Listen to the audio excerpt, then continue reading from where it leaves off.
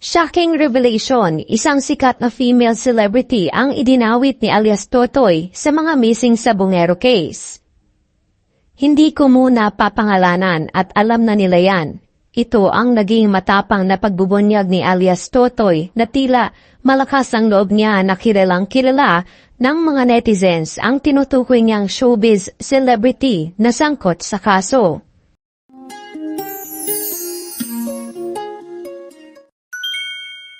Maraming pasabog ang isiniwalat ng isang alias Totoy magmula nang siya ay lumantad at maging testigo para sa kaso ng mga nawawalang sabongero. Ayon sa kanyang statement, kasama sa sindikato itong female celebrity at isa siya sa mga alpha members. Nasa inner circle daw ito ng mastermind at isa siya sa nagpapamiting. Ayon ba kay alias Totoy, isang susi kung sakali ang nasabing celebrity na sangkot dahil mas maraming nalalaman ito patungkol sa kaso ng mga nawawalang sabongero. Mayroong isang babaeng celebrity. Hindi ko na muna pangalanan at alam na nila yan. Kasama siya sa alpha member. Ibig sabihin, kasama siya sa grupo. Isa siya, pag nag-meeting-meeting, andun siya. Isa rin siya na susi kung sakali. Siya ang mas marami ding alam. Taong 2021, nang magsimulang mapabalita ang mga nawawalang sabongero.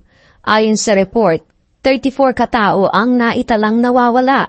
Lahat sila ay may kaugnayan sa sabong at karamihan ay huling nakita sa iba't ibang sabungan sa Luzon, kabilang ang sa Laguna, Batangas at Manila Arena. Marami sa kanila ay hinatid sa sabungan at hindi na nakauwi. May CCTV footage pa na nagpapakita ng ilan sa kanila habang pinapasok sa mga van o hinahatid sa mga secret areas. Yung iba na iulat na nanalo ng malaking halaga bago biglang nawala. May suspect na nga ba? Dito na papasok si alias Totoy, na kamakailan lang ay lumutang para isiwalat ang sinasabi niyang totoong nangyari. Ayon sa kanya, maraming sabongero ang pinatay at itinapon sa Taal Lake gamit ang mga tie wire at sandbags. Sabi pa niya hindi lang